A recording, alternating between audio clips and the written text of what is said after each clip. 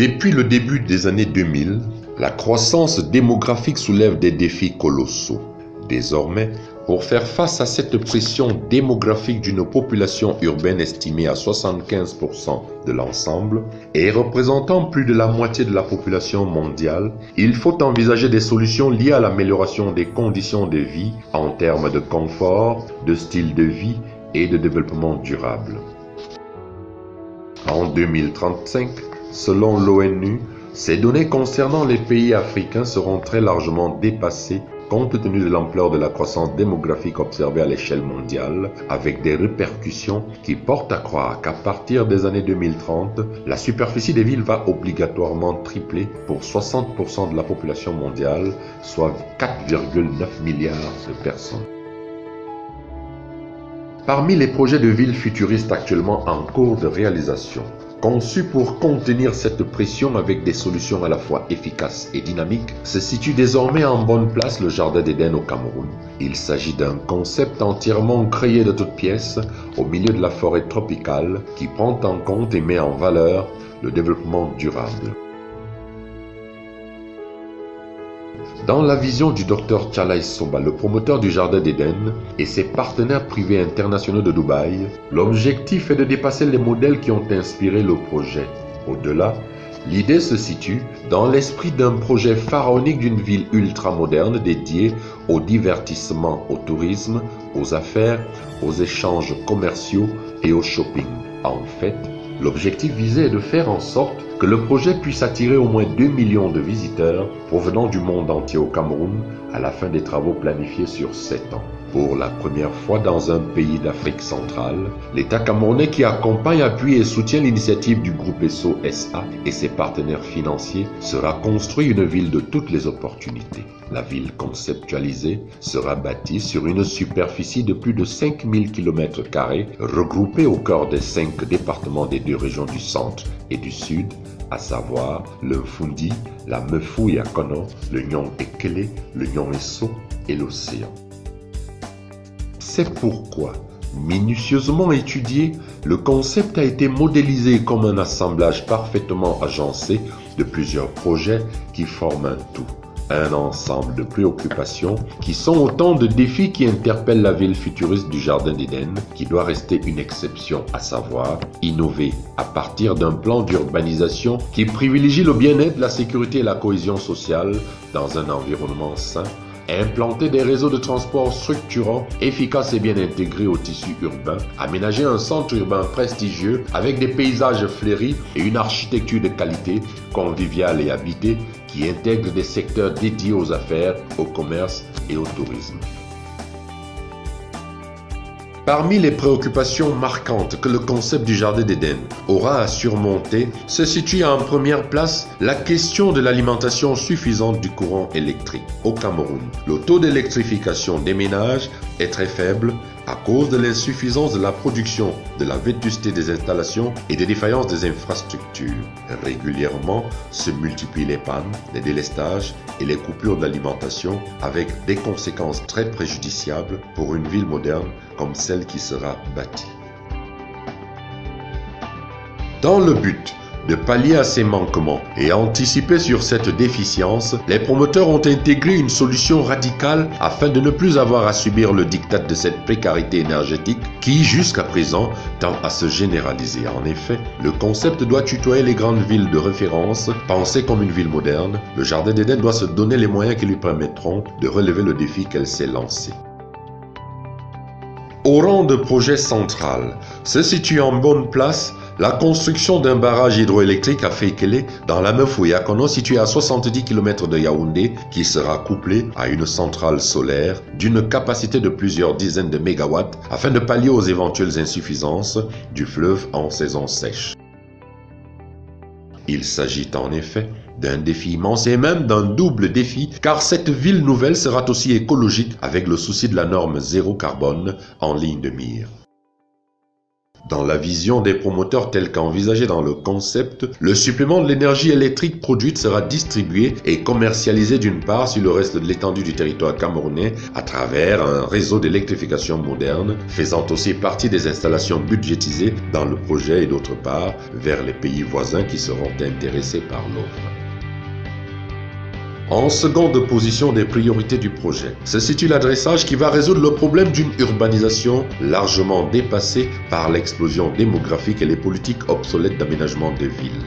La réalisation de l'adressage se fera dans les 5 départements évoqués, soit commune par commune ou par commune regroupée. En effet, ce volet du projet permet de commencer par l'essentiel afin de faciliter la localisation avec précision des personnes et des édifices en toutes circonstances, favoriser les transactions commerciales et faciliter les activités économiques. Soutenu par la traçabilité des usagers et la confiance ainsi accrue, la bancarisation généralisée à partir de là facilitera l'attribution des cartes bancaires à tout le monde et rendra le crédit accessible à tous. Ici sera développé le commerce en ligne appelé e-commerce qui actuellement n'existe pas et tout le monde pourra passer ses commandes en ligne et payer par carte bancaire. La distribution du courrier sera aussi possible à domicile par le service postal ou les sociétés de messagerie. Il ne sera plus nécessaire de se rendre physiquement à la poste par exemple pour aller chercher un courrier ou un colis qui désormais sera livré à l'adresse de votre maison. Les populations appelées à vivre ici seront identifiées auprès de la commune de résidence pour collecter un certain nombre d'informations, le nom et le prénom de chacun, le département ou quartier de résidence, le nom de la rue et le numéro qui permet de situer chaque bâtiment. Ces informations devront figurer sur toutes les pièces d'identité de la vie civile, carte nationale d'identité, passeport, permis de conduire. Il y a aussi lieu de retenir que l'adressage sera déployé avec minutie dans le souci d'améliorer la sécurité et la surveillance contre les cas d'incendie lors des interventions des pompiers, de détresse ou d'agression lors des urgences médicales pendant la récupération avec des ambulances des cas signalés aux médecins urgentistes. Opportunément seront renforcés le repérage, l'orientation et la localisation des populations, avec les radars fixes ou mobiles et les caméras vidéo ainsi que les radars automatiques qui seront placés partout, tronçons de route, gares, grands carrefours, espaces publics, parcs, centres commerciaux, immeubles, pour apporter un appui certain à la surveillance du territoire par les services de l'immigration, la collecte des taxes des impôts, la distribution des amendes des services de répression de la police et de la gendarmerie. C'est ainsi que sera sensiblement réduit la criminalité, le vol et l'incivisme comme à Dubaï. Une contribution immense pour concrétiser le slogan de la ville zéro crime, zéro vol, zéro corruption, zéro saleté. Par ailleurs, toute la documentation qui par la suite sera générée permettra de planifier les programmes d'investissement, d'entretenir les équipements urbains et les infrastructures. Le défi de la ville futuriste du Jardin d'Éden se situe aussi au niveau de la mobilité des personnes et des véhicules avec ses déclinaisons pour le transport et le lotissement global de la ville. En effet, il faudra rendre possible et agréable la convivialité entre différents groupes de population qui partageront les espaces communs de la ville. En fonction de la destination et des urgences ponctuelles, chaque moyen de transport sera construit pour faciliter les déplacements. La compagnie de taxis VIP fera des courses à la carte sur simple appel téléphonique. Le métro et le tramway permettront d'aller d'un quartier à un autre avec des arrêts tous les 2 km. La compagnie de bus permettra de se déplacer à travers la ville futuriste avec un arrêt à tous les 3 km. Le RER, à savoir Train à Réseau Express Régional, permettra de traverser les arrondissements avec un arrêt tous les 5 km. Et dans ce cadre, un aéroport de référence, à l'instar de celui de Francfort en Allemagne, est envisagé pour les compagnies de transport de réputation internationale. Avec un aménagement urbain, par secteur d'activité, il y aura un quartier d'affaires, un quartier résidentiel, le quartier de la résidence présidentielle qui sera bâti sur une superficie de 10 hectares. Juste à côté de cette partie de la ville se retrouveront en bonne place des centres de conférences, des centres d'exposition, des grandes universités et instituts d'enseignement supérieur, des services administratifs, des attractions touristiques, des centres d'affaires et des grandes banques et autres représentations de grandes firmes, des hôtels de classe internationale, de grands centres médicaux hospitaliers pour garantir des opportunités d'affaires et d'investissement et de détente dans le luxe, prestige, la sécurité et le confort comme seule une ville moderne et parfaitement agencée peut l'offrir. Ville futuriste, ville de défis et ville où la démesure et le rêve seront matérialisés en droite ligne de la vision de Monsieur le Président de la République, Son Excellence Paul Biya, d'un Cameroun émergent à l'horizon 2035. Le concept du Jardin d'Éden ouvre la voie à la construction des autoroutes à péage au Cameroun, mais déjà pour commencer, sera construit celui qui va relier la ville futuriste à partir de l'aéroport international de Yaoundé-Simalène au port de Kribi et de Douala. Compte tenu du modèle de partenariat public-privé préconisé par l'État camerounais afin d'attirer les investisseurs étrangers, tous les démembrements du concept vont s'arrimer au principe du Build, Operate and Transfer pour construire, exploiter et rétrocéder.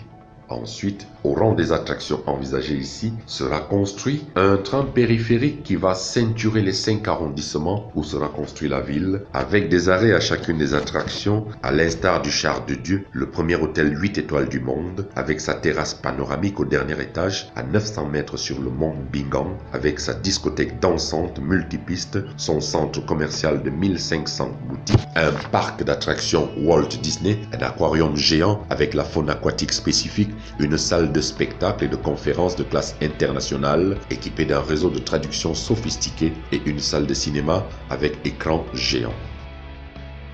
Dans le souci d'apporter leur contribution au développement du pays, sont envisagées ici l'implantation des industries et des usines avec un allotissement délimité dans un quartier de plus de 250 km². L'un des arguments qui en effet pourra justifier l'intérêt pour l'État du Cameroun d'octroyer en concession une zone franche industrielle et commerciale en faveur du Jardin d'Éden. Ensuite, l'on pourra aussi apprécier la variété et la panoplie des possibilités offertes par un accès Internet de haut débit distribué par la fibre optique, parmi les services indispensables à la mise en place d'un environnement propice à une bonne qualité de vie, contribuant ainsi à renforcer l'attractivité du territoire concerné par le projet envisagé.